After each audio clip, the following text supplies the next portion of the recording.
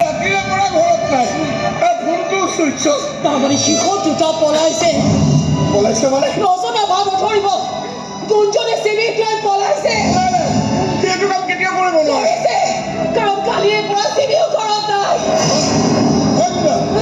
কোনে গৈছিলে ক'ত আছিলি মোৰ ছোৱালীৰ লগত আছিল ক'ত আছে তাই ক'ত আছে তাই তোৰ লগত আহিছে নেকি বাহিৰত আছে নেকি মাজনী নামাতো কি হয় কচোন কি হৈছে তোৰ এনেকে কিয় আছ বাহিৰত নাই ক'ত আছে তাই এই ল'ৰাটো কিয় মাৰিছে কি আছো ৰ'ব আপুনি ক'ত যায় মই নাজানো বুলি ভাবিছে নেকি এইবোৰ সকলো আপোনাৰ পৰিকল্পনা আচলতে যোনজনে চিভিক ভাল নাপায় এইবোৰ সকলো আপোনাৰ পৰিকল্পনা মোৰ ওপৰত প্ৰতিশোধ লোৱাৰ পৰিকল্পনা বিয়াৰ 5 দিনা আপোনাক এৰি থৈ অহাৰ প্ৰতিশোধ পুনৰ সজ্জাৰ নিশা আপোনাক চকীত বহুৱাই থৈ অহাৰ প্ৰতিশোধ ঘৰলৈ উভতি গৈ মা দেউতাক মই দিয়া উত্তৰটোৰ প্ৰতিশোধ মোৰ জীৱন শেষ কৰি পেলালে এনেকৈতো ক'ব পাৰিলাহেঁতেন যে মই ড্ৰাগছ এডিক্টেড দুৰ্ঘুৰ মদাহী সেই সময়ত মোৰ মনলৈ যি আহিল মই তাকে উত্তৰ দিলোঁ আৰু তাৰে ক্ষতি কৰিবলৈ তুমি মোৰ ছোৱালীৰ অপকাৰ কৰিলা মই নাজানো বুলি ভাবিছা নেকি সেই দিনাৰে পৰা তুমি অত্যাধিক মদ খাবলৈ লৈছা কিন্নৰবিলাকৰ লগত থাকি কিন্নৰৰ দৰে ব্যৱহাৰ কৰিবলৈ লৈছা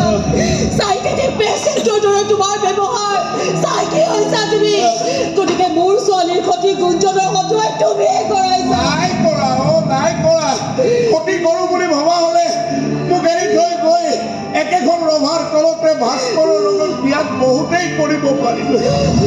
আৰে তোমাৰ ভাল পোৱা যেন থকাৰ পাছতো মোৰ লগত কিয় বিয়াত বহিছিলা ভাস্কৰে কাবাৰ কৰি পচন্দ কৰা নাছিল তোমাক কৰিছিল একমাত্ৰ মা দেউতাৰ কথা ৰাখিবলৈহে মই বিয়াত বহিছিলোঁ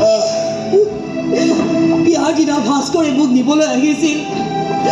কিন্তু চেলাই লৈ থকা মাৰ মুখখন দেখি মই নগ'লো কইনা হৈ যেতিয়া তোমালোকৰ ঘৰলৈ গ'লো তেতিয়াও ভাস্কৰে মোক নিবলৈ আহিছিল তথাপি মই নগ'লো ভাবিলোঁ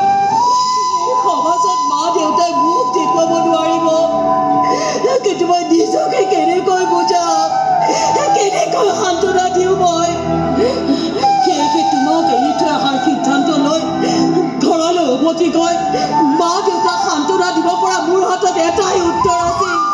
যে তুমি অৰ্ধনাৰী উত্তৰটোৱে মোৰ জীৱন শেষ কৰি মোৰ কথা তুমি এবাৰো নাভাবিলা ভাবিছিলোঁ তুমি ল'ৰা মানুহ তাৰোপৰি ল'ৰা মানুহৰ বদনাম ছোৱালীৰ দৰে নহয় বেলেগ ল'ৰাৰ দৰে নাছিলোঁ ময়ো কিন্নৰৰ হাতত ডাঙৰ হোৱা ল'ৰা আছিলোঁ সৰুৰে পৰা সকলোৱে মোক কিন্নৰ বুলিয়ে হাঁহিছিল কিন্তু তোমাৰ এই কথা মোক কিন্নৰ বুলি সমাজত প্ৰতিষ্ঠা কৰিলে লাজতে মই অফিচলৈ যাবলৈ এৰিলোঁ লগ বন্ধুৰ ঠাট্টা মস্কৰাৰ বলি হ'লোঁ মই কিন্নৰবিলাকৰ মাজত লুকাই থাকি শান্তি পোৱা হ'ল আৰু যেতিয়াই গম পালা আমি এইখন চহৰলৈ ঘূৰি আহিলোঁ আমাৰ এজনী কন্যা সন্তানো আছে তেতিয়াই তোমাৰ প্ৰতিশোধৰ ভাৱটো জাগ্ৰত হৈ উঠিল নহয় তুমি টাৰ্গেট কৰিলা তুমি কিডনেপ কৰিলা ক'ত লুকুৱাই ৰাখিছা